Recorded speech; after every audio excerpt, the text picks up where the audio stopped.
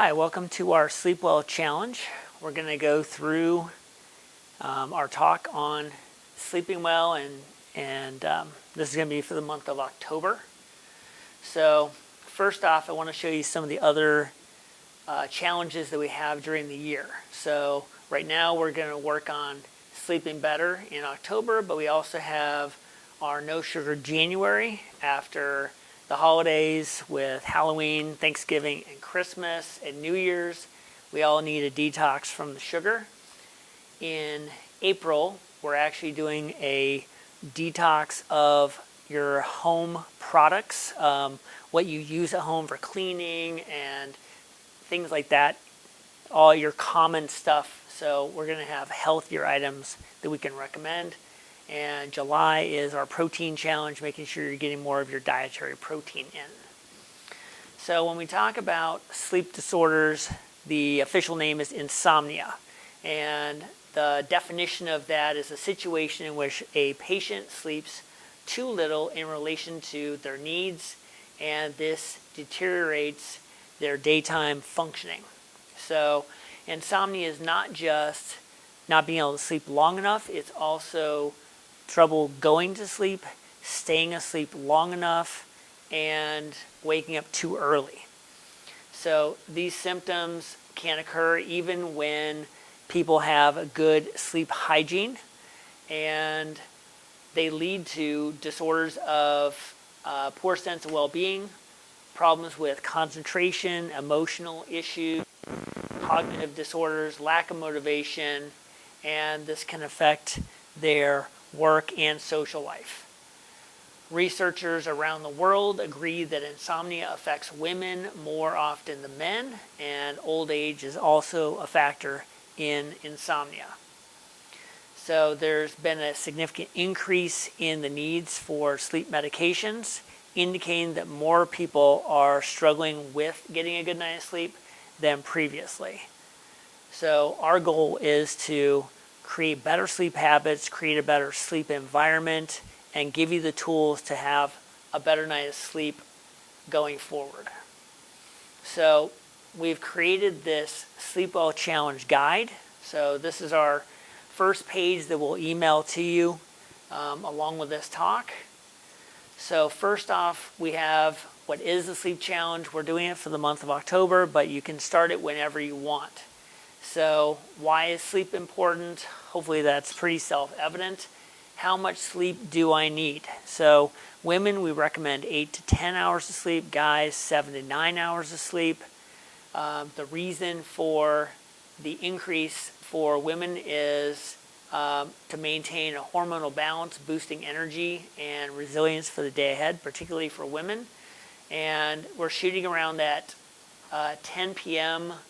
time for, before 10 for guys and around 9 to 10 for women. So, and this is to try and help get into a better circadian rhythm, our 24-hour clock that's built in to our bodies, so that we have better processes for that.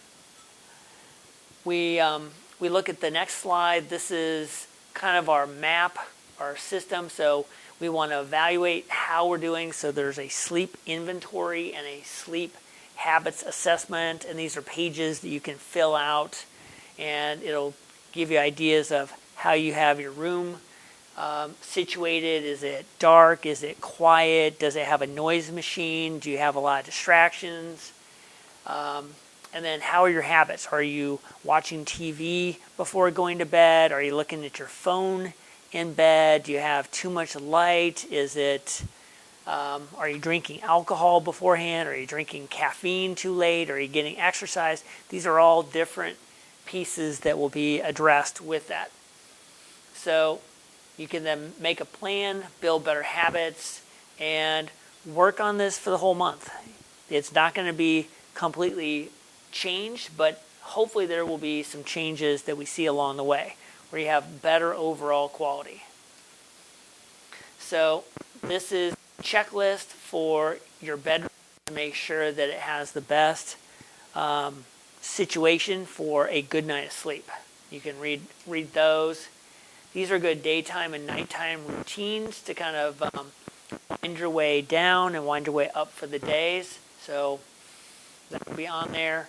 8 habits for better sleep. So setting an early bedtime, getting inverted. So the feet over the head just a little bit, so you can put up a couple pillows underneath the legs. That takes some adrenal stress off and takes some stress off the heart too, and can set you up for a better rest. Eating your vegetables, because it has a lot of minerals that help with relaxation. Sometimes CBD oil can be good.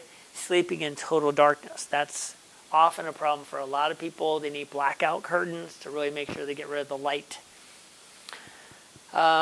The alarm clock can really startle you and wake you up. It can really spike what's called your cortisol, which is an adrenal hormone in the morning. So if you can have a clock that lights eventually or buzzes a little bit, but is quieter, getting out and grounding, and then getting tested. So we can do these 30-day challenges, and you might have a huge amount of success, or it might be not as successful as you want because there's other things going on that we don't know about until we test.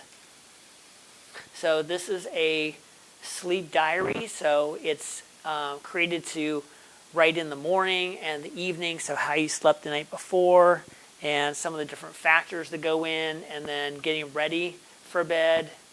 It talks about caffeinated beverages for the day, exercise for the day, did you nap during the day, when did you turn off your devices, when did you go to bed, how many times did you get up. It's all those kind of details.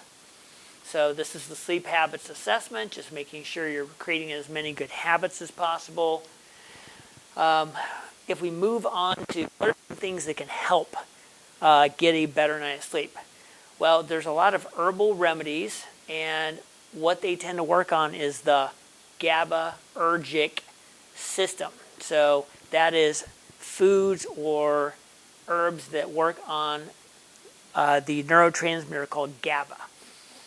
What is GABA? GABA is the most common inhibitory neurotransmitter in the central nervous system. So it lessens the ability of the nerve cell to receive or send other messages to the nerve cell. So it produces a calming effect.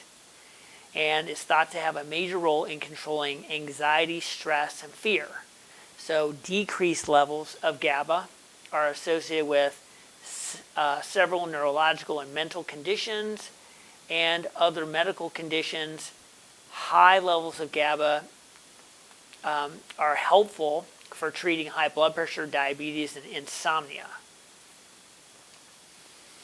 So here are some of the medical conditions. So anxiety, schizophrenia, autism spectrum disorder, depression, epilepsy and seizures. And so when we increase GABA, some of the benefits, again, it helps with insomnia, diabetes, anxiety, and high blood pressure.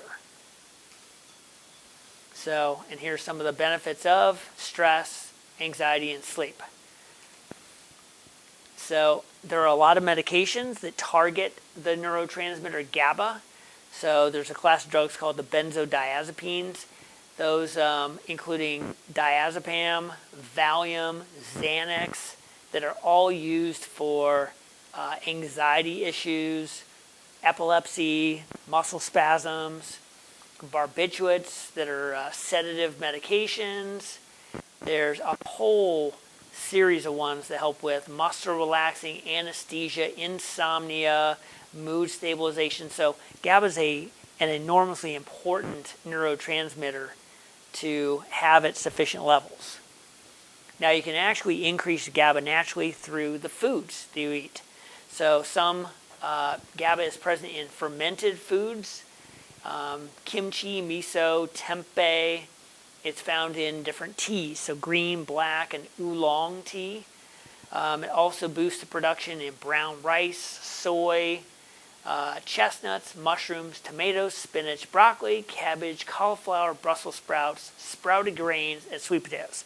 So a big reason why we are telling you to get your minerals. You'll get a lot of minerals from here, which will then help with GABA production.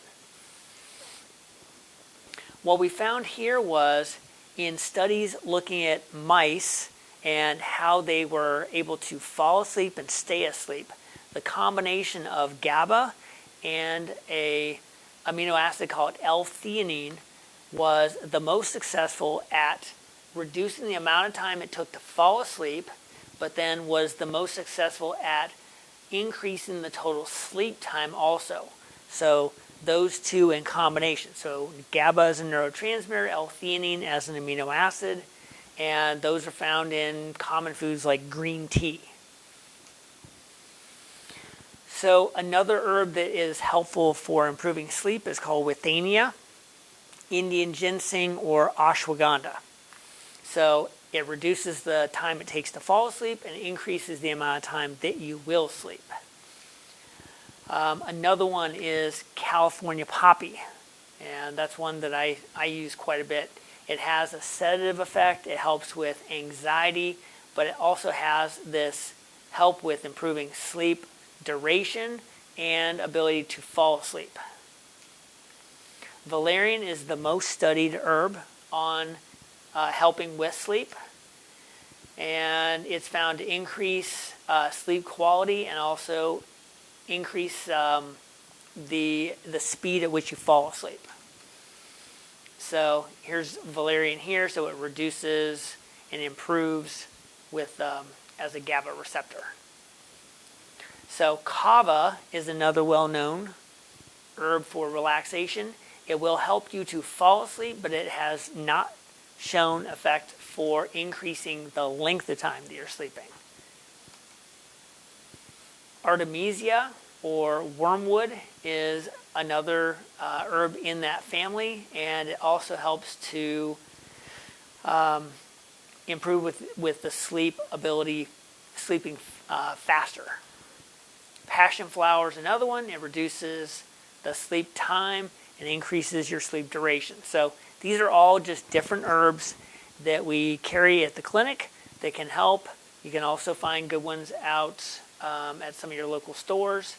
But these will give you an idea of herbs that you can help take. You can get more through your foods. And we hope that you have a good time working through the sleep challenge guide. And that's all I have. So thanks for joining us.